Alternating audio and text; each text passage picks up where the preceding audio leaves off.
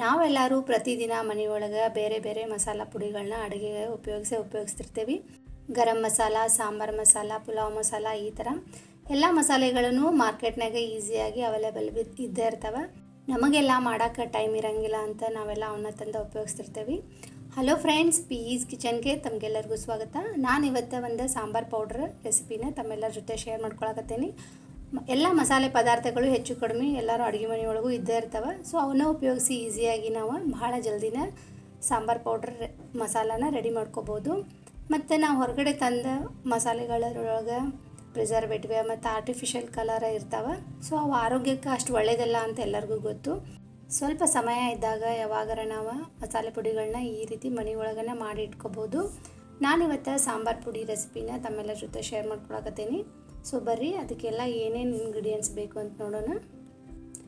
ನಾನಿಲ್ಲೇ 1 table ಸ್ಪೂನಷ್ಟು ಉದ್ದಿನ ಬೇಳೆ ತೊಗೊಂಡಿನಿ, 1 ಟೀ ಸ್ಪೂನಷ್ಟು ಸಾಸಿವೆ, 1 ಟೇಬಲ್ ಸ್ಪೂನಷ್ಟು ತೊಗರಿಬೇಳೆ ಅಂತೂ ಎಲ್ಲರ ಮನೆಯೊಳಗೆ ಇದ್ದೇ ಇರ್ತೈತಿ. ಮತ್ತು 1 ಟೇಬಲ್ ಸ್ಪೂನಷ್ಟು ಕಡಲೆಬೇಳೆನ ತೊಗೊಂಡೇನಿ. ಮತ್ತು 3 ಟೇಬಲ್ ಸ್ಪೂನಷ್ಟು ಧನಿಯಾ ಕಾಳು, 1 ಟೀ ಸ್ಪೂನ್ ಮೆಂತೆ, 1 ಟೀ ಸ್ಪೂನ್ ಜೀರಿಗೆ ಮತ್ತು 1 ಟೀ ಸ್ಪೂನ್ ಕಾಳು ಮೆಣಸು, 2 ಎಸಳು ಕರಿಬೇವು ಮತ್ತು ಖಾರಕ್ಕೆ ಎಷ್ಟು ಬೇಕೋ ಅಷ್ಟು ಒಣಮೆಣಸಿನ್ಕಾಯಿ ತೊಗೊಂಡೇನಿ. ಮೊದಲು ನಾವೆಲ್ಲ ಬೇಳೆಗಳನ್ನ ಎಲ್ಲ ಸಪ್ರೇಟಾಗಿ ಹುರ್ಕೋಬೇಕು. ಎಲ್ಲನೂ ಡ್ರೈ ಆಗಿ ಹುರಿಬೇಕು, ಯಾವುದಕ್ಕೂ ಎಣ್ಣೆಯನ್ನು ಮಿಕ್ಸ್ ಮಾಡೋಂಗಿಲ್ಲ.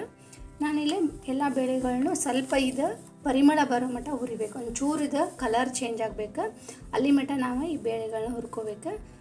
ಈ ರೀತಿ ಒಂಚೂರು ಕೆಂಪಾದು ಅಂದ್ರೆ ಮತ್ತು ಅದು ಪರಿಮಳ ಬರ್ತೈತಿ, ಘಮ ಬರ್ತೈತಿ, ಆವಾಗ ತೆಗೆದು ಬಿಡಬೇಕು. ಆಮೇಲೆ ಉಳಿದಿದ್ದು ಏನು ಇವು ಕಾಳುಗಳಿರ್ತಾವಲ್ಲ, ಮೆಣಸು, ಸಾಸಿವೆ, ಜೀರಿಗೆ, ಮೆಂತೆ, ಧನಿಯಾ ಕಾಳು ಮತ್ತು ಕರಿಬೇವು ಮತ್ತು ಮೆಣಸಿನ್ಕಾಯಿ ಇವನ್ನೆಲ್ಲ ಸಪ್ರೇಟಾಗಿ ಹುರಿಬೇಕು.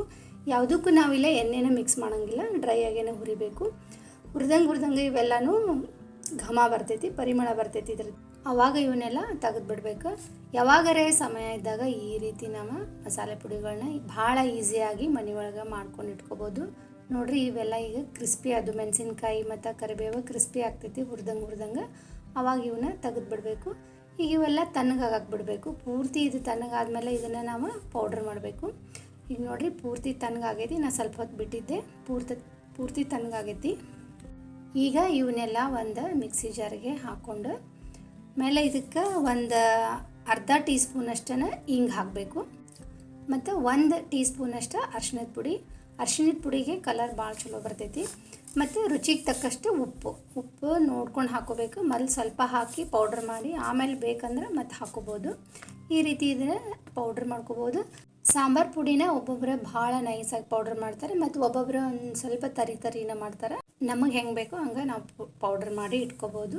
ನೋಡಿರಿ, ಭಾಳ ಈಸಿಯಾಗಿ ಸಾಂಬಾರು ಪೌಡ್ರ್ ರೆಡಿ ಆಯ್ತು. ಈ ರೀತಿ ಇದನ್ನು ಒಂದು ಏರ್ಟೈಟ್ ಕಂಟೈನರ್ನಾಗ ಹಾಕಿ ಒಂದು 15ರಿಂದ 1 ತಿಂಗಳ ಮಟ್ಟ ನಾವು ಯೂಸ್ ಮಾಡ್ಬೋದು. ಇದಕ್ಕೆ ಯಾವುದೇ ಆರ್ಟಿಫಿಷಿಯಲ್ ಕಲರ್, ಪ್ರಿಸರ್ವೇಟಿವ್ ಏನೂ ಆ್ಯಡ್ ಇರೋಂಗಿಲ್ಲ. ಸೊ ನಾವು ಆರಾಮಾಗಿ ಇದನ್ನು ಉಪಯೋಗ ಮಾಡ್ಬೋದು.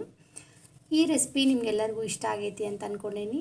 ಈ ವಿಡಿಯೋ ಇಷ್ಟ ಆಗಿದ್ರೆ ಲೈಕ್ ಮಾಡಿರಿ, ಚಾನಲ್ನ ಸಬ್ಸ್ಕ್ರೈಬ್ ಮಾಡೋದನ್ನು ಮರಿಬೇಡ್ರಿ. Thank you.